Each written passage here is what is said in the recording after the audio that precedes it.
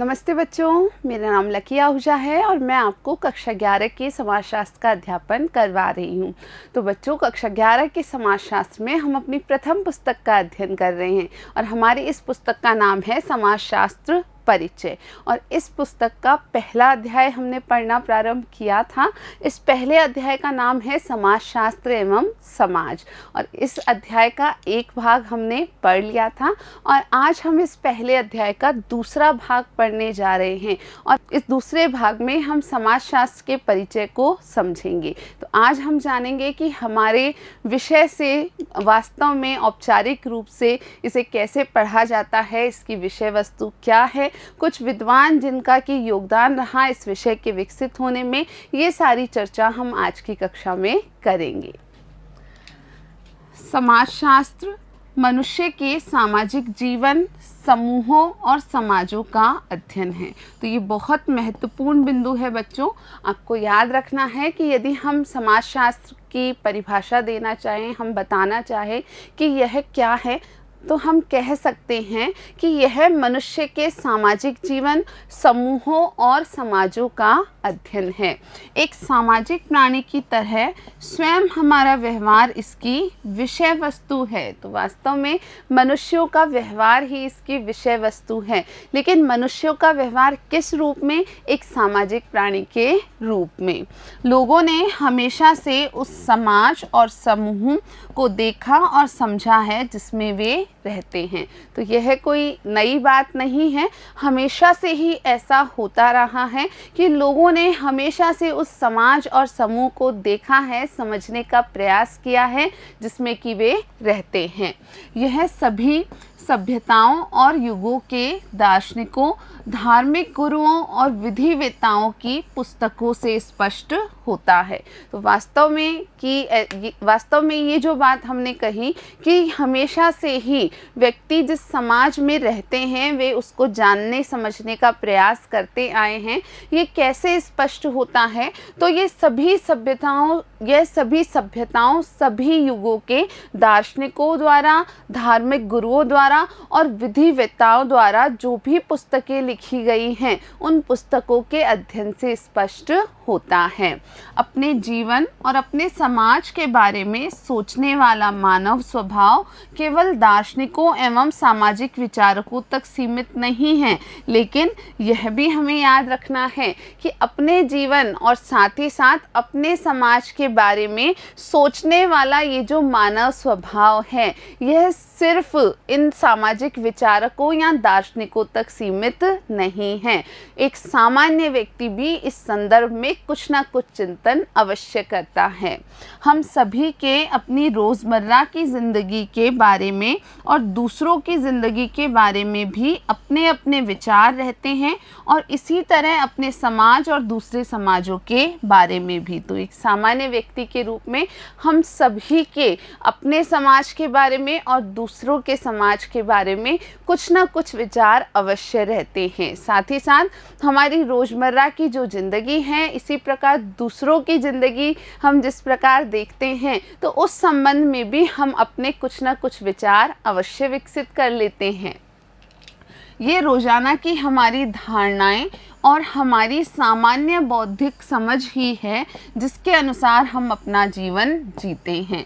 तो वास्तव में हमारी ये सभी रोज़ाना की क्रियाओं संबंधी धारणाएं, रोज़ाना के व्यवहार संबंधी धारणाएं और साथ के साथ हमारी सामान्य बौद्धिक समझ ही है जिसके अनुसार हम अपना जीवन आसानी से जी पाते हैं।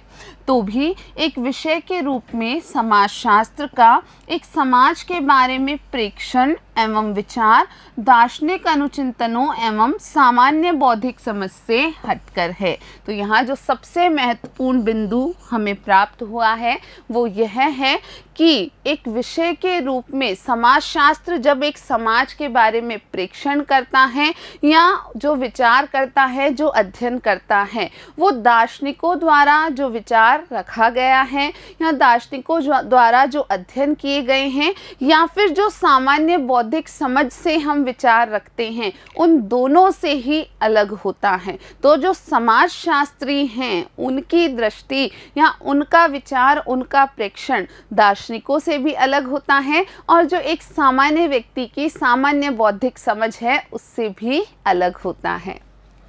मानव व्यवहार में क्या नैतिक है और क्या अनैतिक, रहन सहन के वांछित तरीकों एवं एक अच्छे समाज के बारे में दार्शनिक तथा धार्मिक विचारक अक्सर निरीक्षण करते रहते हैं। तो हमारे व्यवहार में यानी मानव व्यवहार में क्या चीज़ें नैतिक हैं, क्या अनैतिक, क्या वांछित तरीका है रहन सहन का और कौन सा अच्छा समाज हम किस प्रकार विकसित कर सकते हैं, इन सब के बारे में दार्शनिकों द्वारा और साथ के साथ धार्मिक विचारकों द्वारा अक्सर निरीक्षण प्रस्तुत किए गए हैं। समाजशास्त्र का सरोकार भी मानकों एवं मूल्यों के प्रति है। साथ ही हम याद रखेंगे कि हमारे विषय का यानी समाजशास्त्र का जो संबंध है, इसका जो सरोकार है वो भी मानकों तथा मूल्यों से है। लेकिन इसकी मुख्य दृष्टि इन मानकों एवं मूल्यों से परे उन उद्देश्यों पर है जिसका लोगों को अनुसरण करना चाहिए। लेकिन यदि हम समाजशास्त्र की बात कर रहे हैं तो इसकी जो मुख्य दृष्टि है सिर्फ इन मानकों और मूल्यों तक ही नहीं है, बल्कि उन सभी उद्देश्यों पर है जिनका लोगों को अनुसरण करना चाहिए। ऐसे सभी उद्देश्य जिनका लोगों को अनुसरण अपने जीवन में करना चाहिए, उन उद्देश्यों पर अपनी दृष्टि समाजशास्त्र रखता है। इसका सरोकार उस तरीके से है जिसके तहत वे वास्तविक समाजों में कार्य करते हैं। तो वास्तव में हमारे विषय समाजशास्त्र का सरोकार उन मानकों और मूल्यों के उस विशेष तरीके से है जिसके तहत वे वास्तविक स्थितियों में या वास्तविक समाज में कार्य करते हैं। समाजों का अनुभविक अध्ययन समाजशास्त्रियों के कार्य का एक अहम हिस्सा है। तो बच्चों, ये बिंदु भी एक महत्वपूर्ण बिंदु है कि समाजों का अनुभविक अध्ययन यानी वास्तव में स्वयं किसी समाज में अनुभव ग्रहण करके अध्ययन करना समाजशास्त्रियों के कार्यों का एक महत्वपूर्ण या एक अहम हिस्सा है। जब एक समाजशास्त्री एक समाज का अध्ययन करता है तब वह जानकारियां इकट्ठा करने और प्रेक्षण करने को उत्सुक होता है, चाहे वह उसकी निजी पसंद के प्रतिकूल हो। तो ये भी एक महत्वपूर्ण बिंदु है कि जब भी एक समाजशास्त्री एक समाज का अध्ययन करना चाहता है और इसके लिए वो जानकारियां इकट्ठा करना चाहता है, तो जानकारियां इकट्ठा करने के लिए और प्रेक्षण करने के लिए वह उत्सुक रहता है। अब उसकी उत्सुकता जो है वो वास्तव में अनुभव में नज़र आती है या झलकती है, लेकिन ये भी सत्य है कि जो प्रेक्षण उसे करने हैं, जो जानकारियां उसे इकट्ठा करनी हैं, वो सभी वे उसी रूप में स्वीकार करता है जैसी कि वे हैं। भले ही ये जो जानकारियां उसे प्राप्त हो रही हैं वे उसकी निजी पसंद के प्रतिकूल हो सकती हैं, यानी उसकी जो स्वयं की पसंद है उसके अनुसार वो जानकारियां ना हो, ये संभव है, या जो बातें उसे प्रेक्षण के फलस्वरूप प्राप्त हो रही हैं वे उसकी स्वयं की पसंद से बिल्कुल उलट हो सकती हैं। लेकिन फिर भी एक समाजशास्त्री उन जानकारियों को इकट्ठा करता है, सही प्रकार से प्रेक्षण करके अध्ययन करता है। समाजों का अनुभविक अध्ययन समाजशास्त्रियों के कार्य का एक अहम हिस्सा है। तो ये चर्चा हमने पहले ही कर ली कि समाजों का अनुभविक अध्ययन ही समाजशास्त्रियों के कार्य का एक बड़ा हिस्सा है। इसको स्पष्ट करने के लिए पीटर बर्जर एक असामान्य लेकिन प्रभावकारी तुलना पेश करते हैं। तो इस बात को सिद्ध करने के लिए या इसे और स्पष्ट करने के लिए पीटर बर्जर द्वारा एक तुलनात्मक जो विचार है या प्रभावशाली रूप से एक तुलना को पेश किया गया है।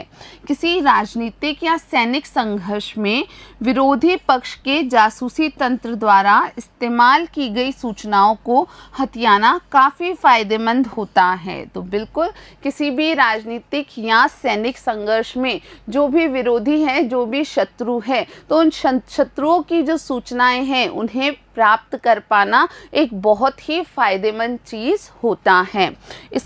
लेकिन इसका कारण यही है कि एक सफल जासूसी तंत्र की सूचनाएं पूर्वाग्रहों से मुक्त होती हैं। लेकिन यहाँ जो महत्वपूर्ण बात है वो ये है कि एक जो सफल जासूसी तंत्र होता है वो तभी सफल हो पाता है जब उसकी सूचनाएं किसी भी प्रकार के पूर्वाग्रहों से मुक्त होती हैं।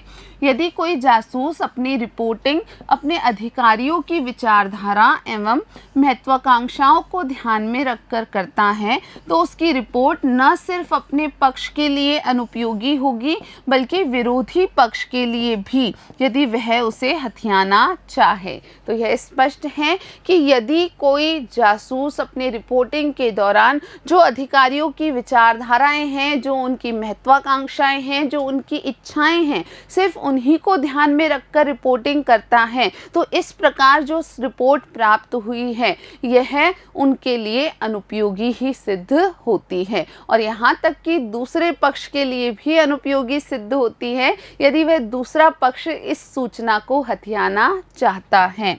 समाजशास्त्री भी काफ़ी मायने में ऐसा ही एक जासूस है। उसका काम है किसी भी निश्चित क्षेत्र में अधिक से अधिक शुद्ध रिपोर्ट तैयार करना जितना कि वह कर सकता है। बर्जर 1963। तो बर्जर ने वास्तव में समाजशास्त्रियों की तुलना इस प्रकार से जासूस से की है।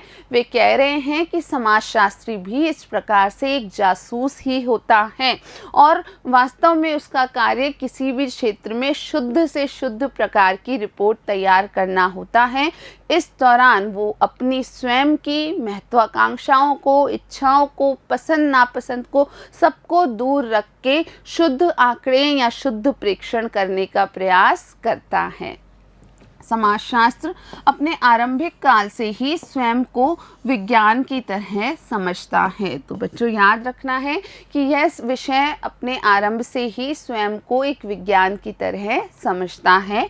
समाजशास्त्र प्रचलित सामान्य बौद्धिक प्रेषणों या दार्शनिक अनुचिंतनों या ईश्वरवादी व्याख्यानों से हटकर वैज्ञानिक कार्यविधियों से बंधा हुआ है। अब चूंकि यह विषय आरंभ से ही स्वयं को एक विज्ञान की तरह प्रस्तुत करता है इसलिए हमें याद रखना है कि यह वास्तव में सामान्य बौद्धिक प्रेक्षणों से भी अलग है, यह दार्शनिक अनुचिंतनों से भी अलग है, ईश्वरवादी जो व्याख्यान प्रस्तुत करने वाले हैं या जो धार्मिक गुरु हैं उनके विचारों से भी अलग है और यह वास्तव में वैज्ञानिक कार्यविधियों से बंधा हुआ है।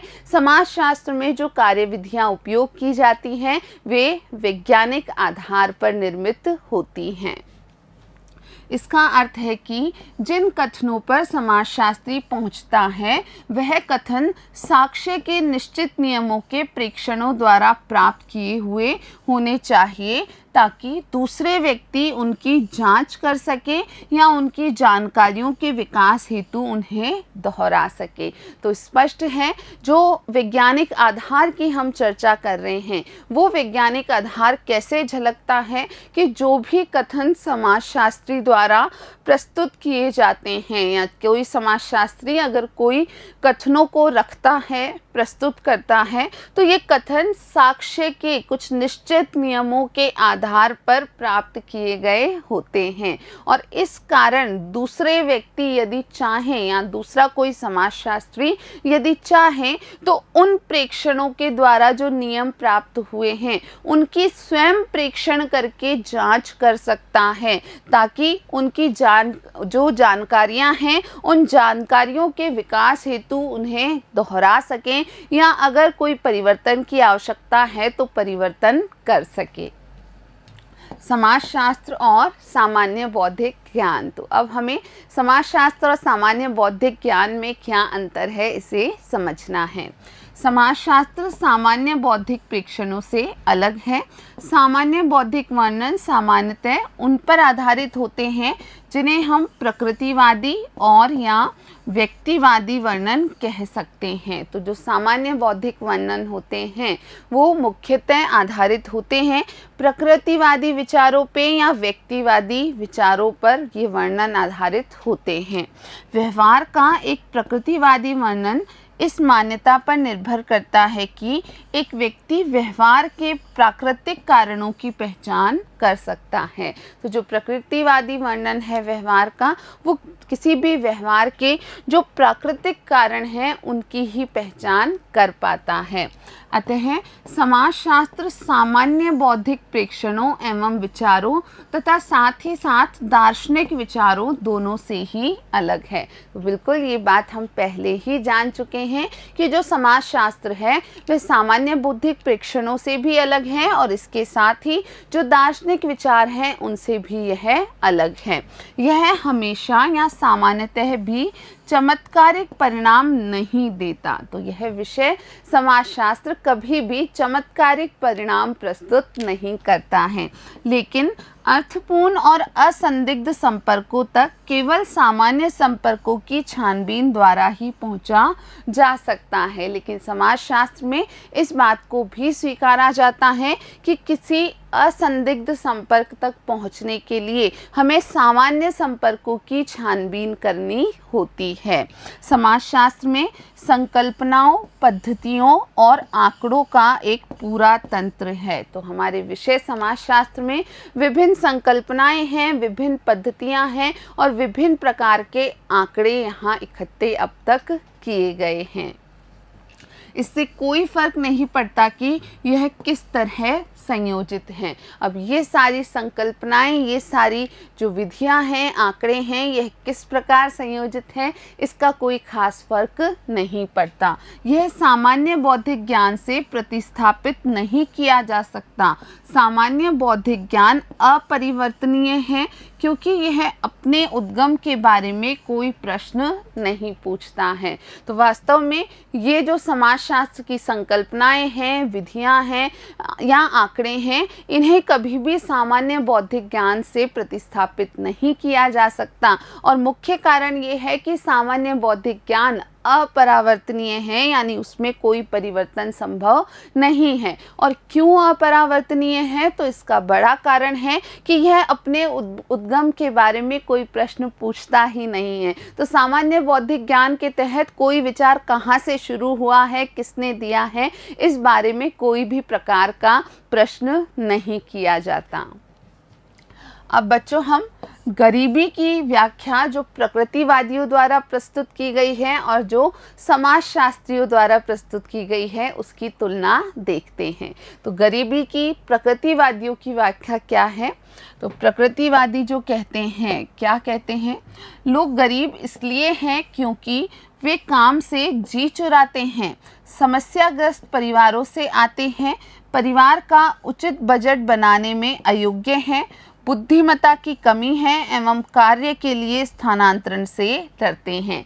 तो जो गरीबी की प्रकृतिवादी व्याख्या है वो इन बातों को सामने रखती है कि लोग गरीब क्यों हैं। तो वो बताते हैं कि लोग गरीब इसलिए हैं क्योंकि या तो वे काम से जी चुराते हैं या फिर वे समस्याग्रस्त परिवारों से संबंध रखते हैं, यानी ऐसे परिवार जिनकी स्वयं की जो आर्थिक स्थिति है वो बहुत समस्याग्रस्त रही है, या फिर वे परिवार का उचित बजट नहीं बना पाते हैं। उसके अलावा ये अयोग्य होते हैं इस प्रकार के बजट वाले कार्य करने में, साथ के साथ इनमें बुद्धिमत्ता की कमी होती है, इसलिए ये लोग गरीब होते हैं। और एक अन्य कारण है कि कार्य के लिए स्थानांतरण से डरते हैं, यानी काम प्राप्त करने के लिए ये एक स्थान से दूसरे स्थान पर जाने से डरते हैं। तो यह है गरीबी की प्रकृतिवादी व्याख्या। वहीं यदि हम गरीबी की समाजशास्त्रीय व्याख्या देखते हैं तो यह इससे काफ़ी अलग है।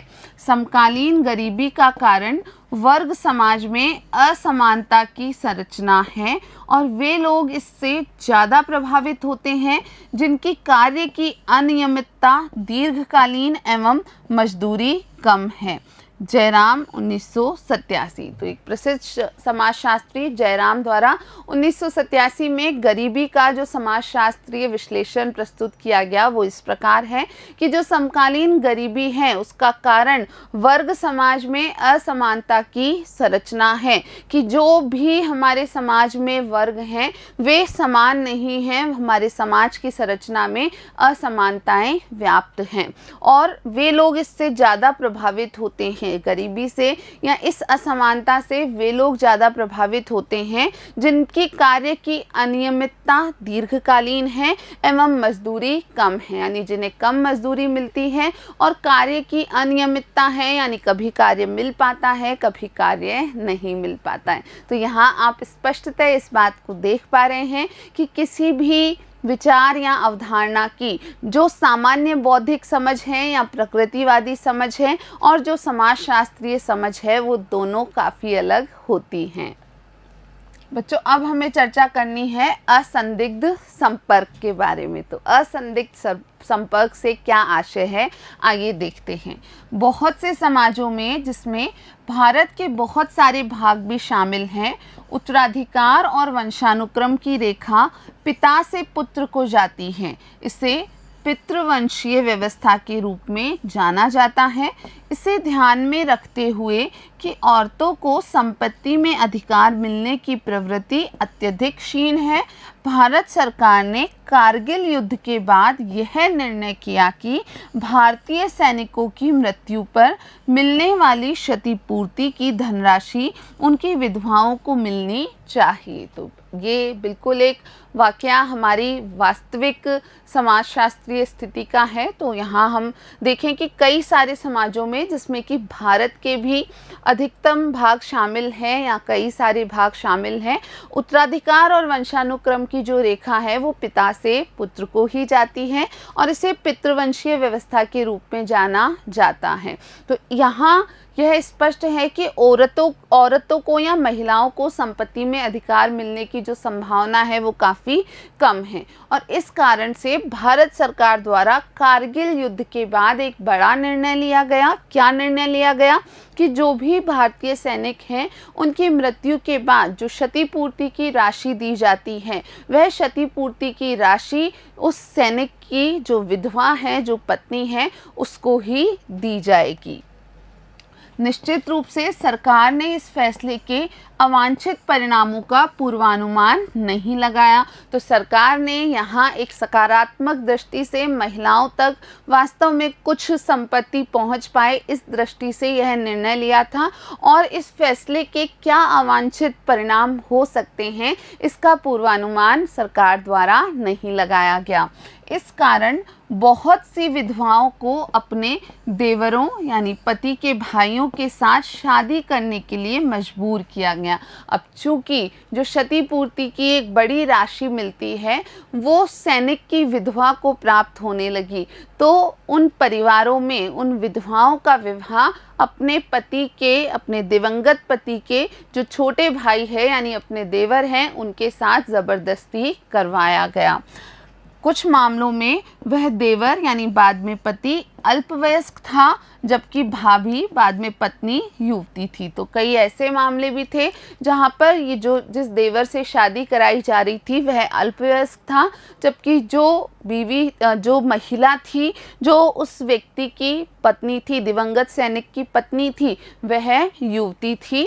यह इस बात को निश्चित करने के लिए होता था कि क्षतिपूर्ति की धनराशि मृतक के परिवार में ही रहे। तो इस प्रकार के जो विवाह कराए जा रहे थे वे यह सुनिश्चित करने के लिए कराए जा रहे थे कि जो भी क्षतिपूर्ति की राशि प्राप्त हो वह उस मृतक सैनिक के परिवार में ही रहे, कहीं और ना चली जाए। क्या आप इस तरह के अवांछित परिणाम वाले किसी अन्य सामाजिक कार्य अथवा ऐसे ही किसी शासकीय फैसले के बारे में सोच सकते हैं? तो यहाँ पर प्रत्यक्ष रूप से इस प्रकार के पूर्वानुमान नहीं लगाए गए थे कि जो निर्णय सरकार द्वारा लिया जा रहा है उसके ऐसे परिणाम भी प्राप्त होंगे, इसका अंदाजा पहले से नहीं था। तो क्या आप सोच सकते हैं किसी अन्य ऐसी स्थिति के बारे में, ऐसे किसी अन्य शासकीय फैसले के बारे में जिसके इस प्रकार के कुछ असंदिग्ध या अवांछित परिणाम उत्पन्न हुए हों? तो बच्चों, सोचने का प्रयास कीजिएगा। यदि आप ऐसा कुछ सोच सकते हैं तो आप अपने साथियों से इसकी चर्चा ज़रूर कीजिए। एक समाजशास्त्री को अपने स्वयं के बारे में तथा अपने किसी भी विश्वास के बारे में प्रश्न पूछने के लिए सदैव तैयार रहना चाहिए, चाहे वह विश्वास कितना भी प्रिय क्यों न हो। क्या वास्तव में ऐसा है? तो एक समाजशास्त्री को अपने स्वयं के बारे में या अपने किसी भी विश्वास के बारे में प्रश्न करने के लिए या प्रश्न पूछने के लिए हमेशा तैयार रहना चाहिए। उसे कभी भी इस चीज़ से दूर नहीं हटना चाहिए। अब भले ही उसका विश्वास, उसका विचार उसे कितना भी प्रिय क्यों न हो, उसे हमेशा यह सोचना चाहिए, यह प्रश्न करना चाहिए, क्या वास्तव में ऐसा है। समाजशास्त्र के दोनों ही उपागम व्यवस्थित एवं प्रश्नकारी वैज्ञानिक खोज की एक विस्तृत परंपरा से निकले हैं। तो समाजशास्त्र के दो मुख्य उपागम हैं, व्यवस्थित उपागम और प्रश्नकारी उपागम, लेकिन ये दोनों उपागम ही वैज्ञानिक खोज की एक विस्तृत परंपरा से प्राप्त हुए हैं या निर्मित हुए हैं। वैज्ञानिक कार्यविधियों के इस महत्व को तभी समझा जा सकता है, जब हम इस बात को समझेंगे तभी हम वैज्ञानिक कार्यविधियों का जो महत्व है उसे वास्तव में समझ पाएंगे। जब हम अतीत की तरफ लौटें और उस समय की सामाजिक परिस्थिति को समझें जिसमें समाजशास्त्रीय दृष्टिकोण का उद्भव हुआ था, क्योंकि आधुनिक विज्ञान में हुए विकासों का समाजशास्त्र पर गहरा प्रभाव पड़ा था। तो वास्तव में हमें जो वैज्ञानिक कार्यविधियां हैं उनका महत्व समझने के लिए अतीत की तरफ झांकना होगा, अतीत की तरफ लौटना होगा और उस समय की सामाजिक परिस्थिति को समझना होगा जब समाजशास्त्रीय दृष्टिकोण का उद्भव होने लगा था। और क्योंकि आधुनिक विज्ञान में आपको ध्यान रखना है कि आधुनिक विज्ञान में जितने भी विकासात्मक कार्य हुए उन सब का समाजशास्त्र के उद्भव पर, समाजशास्त्र की उत्पत्ति पर गहरा प्रभाव रहा। बौद्धिक विचार जिनकी समाजशास्त्र की रचना में भूमिका है। तो अब हम कुछ ऐसे बौद्धिक विचारों को जानेंगे जिनकी वास्तव में समाजशास्त्र में बड़ी भूमिका रही है। प्राकृतिक विकास के वैज्ञानिक सिद्धांतों और प्राचीन यात्रियों द्वारा पूर्व आधुनिक सभ्यताओं की खोज से प्रभावित होकर उपनिवेशी प्रशासकों, समाजशास्त्रियों एवं सामाजिक मानव विज्ञानियों ने समाजों के बारे में इस दृष्टिकोण से विचार किया कि उनका विभिन्न प्रकारों में वर्गीकरण किया जाए। तो ये महत्वपूर्ण बात याद रखेंगे कि प्राकृतिक विकास के वैज्ञानिक सिद्धांतों द्वारा, प्राचीन यात्रियों द्वारा जो भी पूर्व या प्राचीन आधुनिक सभ्यताओं की खोज हुई उससे प्रभावित होकर उपनिवेशी शासकों द्वारा क्या किया गया, समाजशास्त्रियों और सामाजिक मानव विज्ञानों ने समाज के बारे में इस प्रकार से विचार किया कि समाज का विभिन्न रूप में वर्गीकरण किया जाए या अलग अलग समाजों को अलग अलग रूप से वर्गीकृत किया जाए ताकि सामाजिक विकास के विभिन्न चरणों को पहचाना जा सके। और उससे जो सबसे बड़ा फ़ायदा रहा वो ये रहा कि इसके फलस्वरूप सामाजिक विकास के विभिन्न चरणों को पहचाना जा सके, उनका पता लगाया जा सके। ये लक्षण 19वीं शताब्दी में आरंभिक समाजशास्त्रियों जैसे ऑगस्ट कॉम्ट, कार्ल मार्क्स एवं हर्बर्ट स्पेंसर के कार्यों में पुनः दृष्टिगोचर होते हैं। तो ये जो लक्षण है कि समाजशास्त्रियों द्वारा समाजों को वर्गीकृत किया गया ताकि उन्हें या उनके विकास की प्रक्रिया को कुछ चरणों के रूप में पहचाना जा सके। तो ये लक्षण वास्तव में 19वीं शताब्दी के जो आरंभिक समाजशास्त्री थे उनमें प्रमुख नाम हैं ऑगस्ट कॉम्ट, कार्ल मार्क्स और हर्बर्ट स्पेंसर। तो इन सभी के कार्यों में ये लक्षण आपको दिखाई देते हैं, प्रतीत होते हैं। अतः इस बात के प्रयास किए गए कि उन बातों के आधार पर विभिन्न तरह के समाजों का वर्गीकरण किया जाए। तो इन समाजशास्त्रियों द्वारा ऐसे प्रयास किए गए कि उन कई सारे आधारों पर जो समाज का वर्गीकरण करने के लिए आवश्यक हैं, उन आधारों पर विभिन्न तरह के समाजों को अलग अलग रूप से वर्गीकृत किया जाए। इस प्रकार के क्रमिक विकास का दर्शन यह मानता था कि पश्चिमी संसार आवश्यक रूप से ज़्यादा प्रगतिशील एवं सभ्य था। तो वास्तव में ये जो समाजों के क्रमिक विकास का जो विचार है, वहाँ यह माना जाता था कि जो पश्चिमी के देश हैं या पश्चिमी संसार हैं, वे आवश्यक रूप से ज़्यादा प्रगतिशील थे, ज़्यादा सभ्य थे।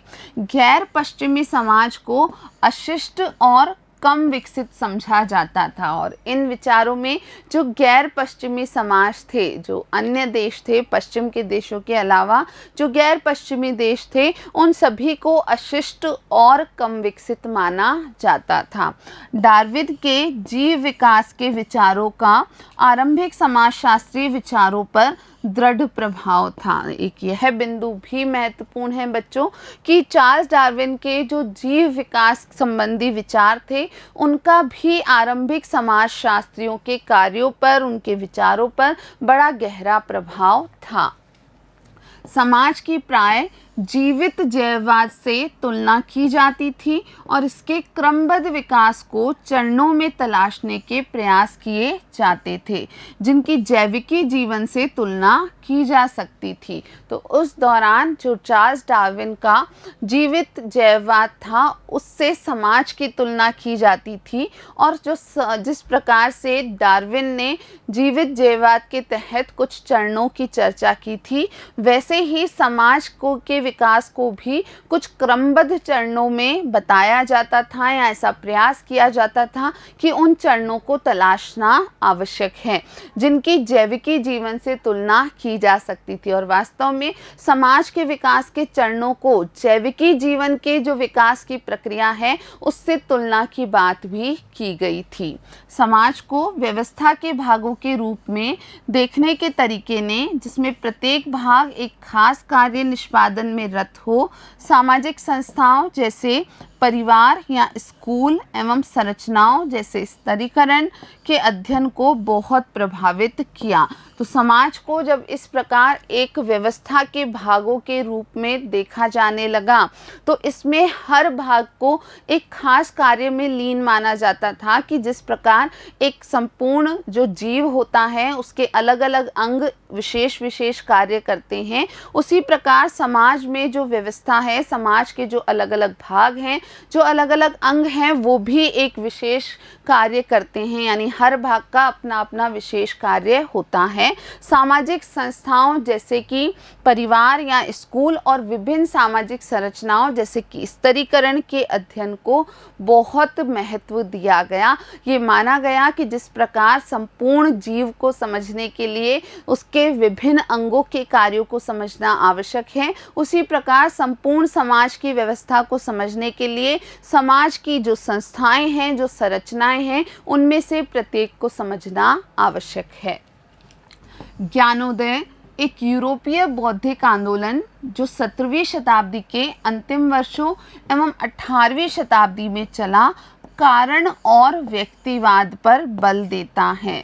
तो ज्ञानोदय या जिसे रेनेसा के नाम से जाना जाता है, यह एक यूरोपीय बौद्धिक आंदोलन था जो कि 17वीं शताब्दी के अंतिम वर्षों में और 18वीं शताब्दी में चला था। और यहाँ पर सबसे ज़्यादा कारण पर और व्यक्तिवाद पर बल दिया गया था। तो ज्ञानोदय में दो मुख्य मुद्दे थे। एक तो कारण, यानी किसी भी समस्या को समझने के लिए कारण तक पहुँचना या कोई भी बात प्रस्तुत करते हुए कारण का ध्यान रखना, और इसी प्रकार व्यक्तिवाद को भी यहाँ बहुत महत्व दिया गया।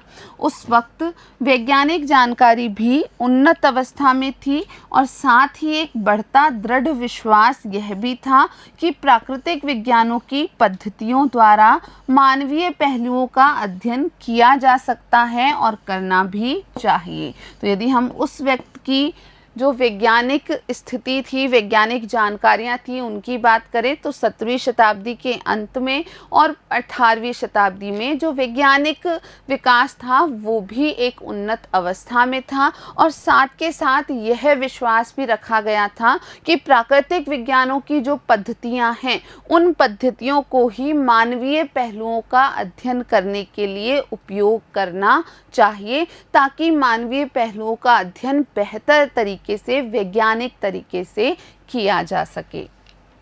उदाहरणार्थ गरीबी, जो अभी तक एक प्राकृतिक प्रक्रिया के रूप में जानी जाती थी, उसे सामाजिक समस्या के रूप में देखना आरंभ हुआ, जो कि मानवीय उपेक्षा अथवा शोषण का परिणाम है।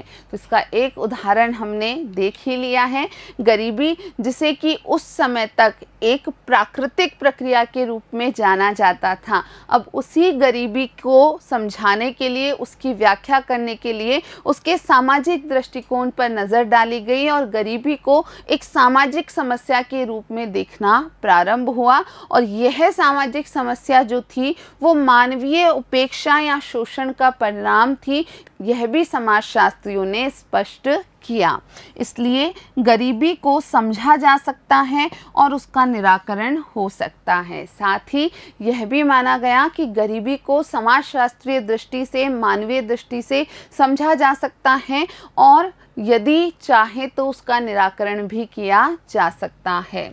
इसके अध्ययन का एक तरीका यह था कि एक सामाजिक सर्वेक्षण किया जाए और यह इस विश्वास पर आधारित हो कि मानवीय प्रक्रियाओं को मापा जा सकता है और इनका वर्गीकरण किया जा सकता है। तो इस प्रकार गरीबी के अध्ययन का एक तरीका यह माना गया कि एक सामाजिक सर्वेक्षण किया जाए और साथ ही साथ यह विश्वास वहाँ पर रखा जाए, इस विश्वास को आधार बनाया जाए कि मानवीय प्रक्रियाओं का भी मापन संभव है और साथ के साथ इनका वर्गीकरण भी करना संभव है। प्रारंभिक आधुनिक काल के विचारक इस बात से सहमत थे कि ज्ञान में वृद्धि से सभी सामाजिक बुराइयों का समाधान संभव है। तो ये जो शुरुआती आधुनिक काल था, उस दौरान के जो विचारक थे वो इस बात को मानते थे, इस बात को स्वीकार करते थे कि ज्ञान में वृद्धि के फलस्वरूप सभी सामाजिक बुराइयों का समाधान किया जा सकता है। उदाहरण के तौर पर फ्रांसीसी विद्वान ऑगस्ट कॉम्ट 1789 से 1857 का इनका काल रहा, जिनको कि समाजशास्त्र का संस्थापक समझा जाता है। उनका विश्वास था कि समाजशास्त्र मानव कल्याण में योगदान करेगा। तो यहाँ एक उदाहरण है फ्रांसीसी विद्वान ऑगस्ट कॉम्ट का। ऑगस्ट कॉम्ट का जो काल था वो था 1789 से 1857 और ऑगस्ट कॉम्ट का जो विचार था वो यह था कि समाजशास्त्र जो है वो मानव कल्याण में योगदान करेगा। और बच्चों, सबसे महत्वपूर्ण बात आपको याद रखनी है कि इन्हीं फ्रांसीसी विद्वान ऑगस्ट कॉम्ट को समाजशास्त्र का संस्थापक या समाजशास्त्र का जनक माना जाता है। तो बच्चों, आज के इस भाग में हमने ये जाना कि जो समाजशास्त्र विषय है वो सामान्य बौद्धिक ज्ञान से अलग है, जो दार्शनिकों के विचार हैं उनसे भी अलग है, जो इतिहासकारों द्वारा प्रस्तुत घटनाएं हैं, विचार हैं, उनसे भी समाजशास्त्र का नज़रिया अलग है। समाजशास्त्र वैज्ञानिक पद्धतियों का उपयोग करता है और साथ के साथ हमने इसके कुछ उदाहरण देखे कि समाजशास्त्र में किस प्रकार किसी घटना की व्याख्या की जाती है। हमने जाना असंदिग्ध संपर्क को और साथ ही साथ हमने गरीबी की जो व्याख्या है, कैसे प्रकृतिवादी व्याख्या दी जाती है और कैसे समाजशास्त्री व्याख्या उससे अलग होती है, ये सारी चर्चा आज की भाग में की है। आज के लिए इतना ही, मिलते हैं अगले वीडियो में। वीडियो देखने के लिए आप सभी का बहुत बहुत धन्यवाद।